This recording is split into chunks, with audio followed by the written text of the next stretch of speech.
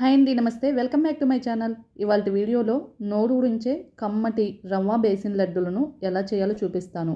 వీటిని చేసుకోవటానికి పెద్ద టైం కూడా పట్టదు. 15-20 మినిట్స్లోనే చాలా ఈజీగా సింపుల్గా చేసుకోవచ్చు. సింపుల్గా చేసుకున్నా కూడా ఈ లడ్డూలు నెల రోజుల పాటు నిలవ ఉంటాయి. వీటిని ఈవినింగ్ టైం స్నాక్స్గా కానీ, పిల్లలకి స్నాక్స్ బాక్స్లో అయినా, లేదంటే జర్నీస్లో మనం ఎక్కడికైనా తీసుకెళ్లాలన్నా, ఫెస్టివల్స్కి దేవుడికి నైవేద్యంగా చేసి పెట్టాలన్నా, లేదంటే రాఖీ పండుగ వస్తుంది కదా, స్పెషల్గా ఏదైనా స్వీట్ చేసుకోవాలన్నా చాలా ఈజీగా సింపుల్గా చేసుకోవచ్చు. ఇంక లేట్ చేయకుండా ఈ నోరు నుంచే కమ్మటి రవ్వ బేసన్ లడ్డూలను ఎలా చేయాలో చూసేద్దాం. ఇప్పుడు స్టవ్ ఆన్ చేసి ఇలా ఒక ప్యాన్ పెట్టుకొని ఇందులోకి 1/2 కప్పు నెయ్యిని వేసుకోవాలి. నెయ్యి కరగగానే ఇందులోకి 1 కప్పు సూజీ రవ్వని, అంటే ఉప్మా రవ్వ, బొంబాయి రవ్వ అంటాం కదా, ఆ రవ్వని తీసుకొని ఫ్లేమ్ని లోలోనే ఉంచుకొని ఈ రవ్వని చక్కగా ఫ్రై చేసుకోవాలి. ఈ రవ్వని నిదానంగా 3-4 మినిట్స్ పాటు చక్కగా కలుపుకుంటూ ఫ్రై చేసుకోవాలి. హై ఫ్లేమ్లో పెట్టారంటే రవ్వ త్వరగా కలర్ వచ్చేసి మాడిపోతుంది. అందుకని ఇలా నిదానంగా లో ఫ్లేమ్లోనే ఫ్రై చేసుకోవాలి. ఇక్కడ చూడండి, రవ్వ నెయ్యిని చక్కగా అబ్జర్వ్ చేసుకొని లైట్గా కలర్ చేంజ్ అయిపోయింది. ఇప్పుడు ఇందులోకి 1 కప్పు శనగపిండిని తీసుకోవాలి. దీన్ని కూడా అంతే, సేమ్ నిదానంగా లో ఫ్లేమ్లోనే కలుపుకుంటూ ఫ్రై చేసుకోవాలి.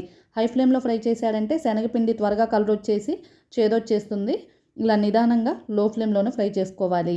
మనకి శనగపిండి రవ్వ వేగే కొద్దీ మనకి ఇంట్లో మంచి కమ్మటి వాసన అనేది వస్తుంది. మనం ఇంట్లో డ్రై ఫ్రూట్స్ని ఫ్రై చేసేటప్పుడు ఎలాంటి కమ్మటి వాసన వస్తుందో అలాగే వస్తుంది. ఇక్కడ చూడండి, రవ్వ శనగపిండి ఫ్రై అయ్యే కొద్దికి ఇందులో నుంచి నెయ్యి అనేది సపరేట్ అయిపోయి ఇలా లైట్గా తడి అవుతుంది కదా, ఇలా వచ్చిందంటే మనకి శనగపిండి రవ్వ చక్కగా ఫ్రై అయిపోయినట్లే. ఇక్కడ రవ్వ శనగపిండి ఫ్రై అవటానికి నాకు మొత్తం 10 నిమిషాల టైం అయితే పట్టింది. ఇలా రవ్వ శనగపిండి చక్కగా ఫ్రై అయిన తర్వాత స్టవ్ ఆపేసి వేరొక బౌల్లోకి అయితే ట్రాన్స్ఫర్ చేసుకొని రెడీగా పక్కన ఉంచుకోండి. ఇప్పుడు మనము పంచదార పాకాన్ని అయితే ప్రిపేర్ చేసుకోవాలి.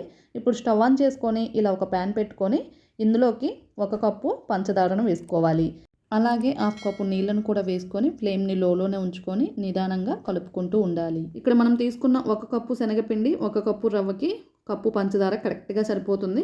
ఒకవేళ మీరు స్వీట్ ఎక్కువ తినాలి అనుకుంటే 1/2 కప్పు పెంచుకొనైనా వేసుకోవచ్చు. తక్కువ తినాలి అనుకుంటే 1/2 కప్పు తగ్గించుకొనైనా వేసుకోవచ్చు. అది మీ ఆప్షనల్ అండి. మధ్య మధ్యలో మనం కన్సిస్టెన్సీని అయితే చెక్ చేసుకుంటూ ఉండాలి. ఇలా పాకాన్ని ఫింగర్స్ తోటి చెక్ చేసుకుంటున్నప్పుడు మనకి వేళ్ళ మధ్యలో తీగలాగా రావాలి. దీన్ని లేత తీగ పాకం అంటారు. ఈ రవ్వ లడ్డూలకి ఈ లేత తీగ పాకం అనేది కరెక్ట్ కన్సిస్టెన్సీ అనమాట. ఇప్పుడు ఇందులోకి 1/2 టీ స్పూన్ యాలకుల పొడిని వేసుకొని ఒకసారి అంతా బాగా కలుపుకొని స్టవ్ ఆపేసి మీరు డైరెక్ట్గా ఆ శనగపిండి రవ్వ ఉన్న బౌల్లోకైనా ఈ పాకాన్ని ట్రాన్స్ఫర్ చేసుకోవచ్చు. లేదంటే ఇలా డైరెక్ట్గా ప్యాన్లోకే మనం ఫ్రై చేసి పెట్టుకున్న రవ్వ శనగపిండిని వేసుకొని చక్కగా కలుపుకోవాలి.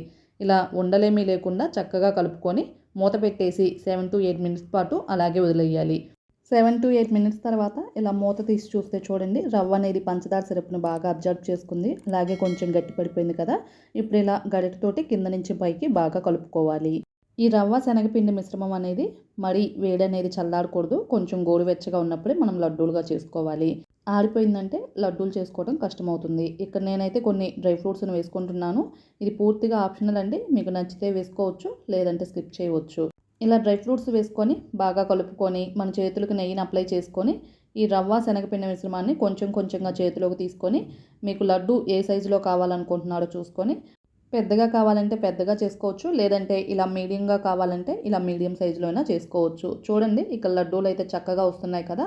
ఒకవేళ మీకు పాకం అటు ఇటు అయ్యి పొడి పొల్లాడుతూ లడ్డూలను చేసుకోవటం కష్టం అనిపిస్తే ఇందులోకి 2 టేబుల్ స్పూన్స్ నెయ్యిని వేడి చేసుకొని వేసుకుంటే లడ్డూలు చేయటం ఈజీ అవుతుంది. అది కాదంటే ప్యాన్ను డైరెక్ట్గా లో ఫ్లేమ్లో ఒక 2-3 మినిట్స్ పాటు వేడి చేసుకుంటే లడ్డూలు చేసుకోవటం ఈజీ అవుతుంది.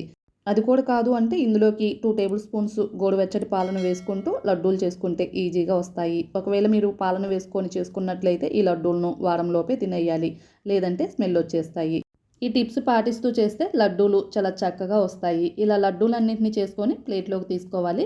అంతేనండి, ఎంతో టేస్టీగా ఇన్స్టెంట్గా నోరూరించే కమ్మటి రవ్వ బేసిన్ లడ్డూలు రెడీ అయిపోయాయి. ఇవి చేసుకోవటానికి పెద్ద టైం కూడా పట్టదు. 15-20 మినిట్స్లోనే చాలా ఈజీగా సింపుల్గా చేసుకోవచ్చు. సింపుల్గా చేసుకున్నప్పటికీ ఇవి నెల రోజుల పాటు నిల్వ ఉంటాయి. వీటిని ఇలా చేసుకొని పిల్లలకి ఈవినింగ్ టైం స్నాక్స్గా కానీ, స్నాక్స్ బాక్స్లో అయినా, లేదంటే జర్నీస్లో మనం ఎక్కడికైనా వెళ్ళినప్పుడైనా చేసుకొని తీసుకెళ్ళవచ్చు. లేదంటే ఫెస్టివల్స్కి దేవునికి నైవేద్యంగా చేసి పెట్టవచ్చు. లేదంటే త్వరలోనే మనకి రాఖీ పండుగ వస్తుంది కదా, దానికి స్పెషల్ స్వీట్గా ఈ రవ్వ బేసన్ లడ్డూలను చేసుకోవచ్చు.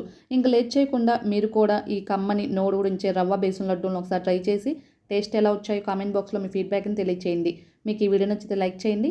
అలాగే మీ ఫ్రెండ్స్కి రిలేటివ్స్కి షేర్ చేయండి. కొత్తగా మన ఛానల్ చూసే వాళ్ళు ఎవరైనా ఉంటే సబ్స్క్రైబ్ చేయడం మర్చిపోవద్దు. పక్కనే ఉన్న బెల్ ఐకాన్ని యాక్టివేట్ చేసుకోండి. మరిన్ని వీడియోస్ మీ వరకు రీచ్ అవుతాయి. Thank you for watching.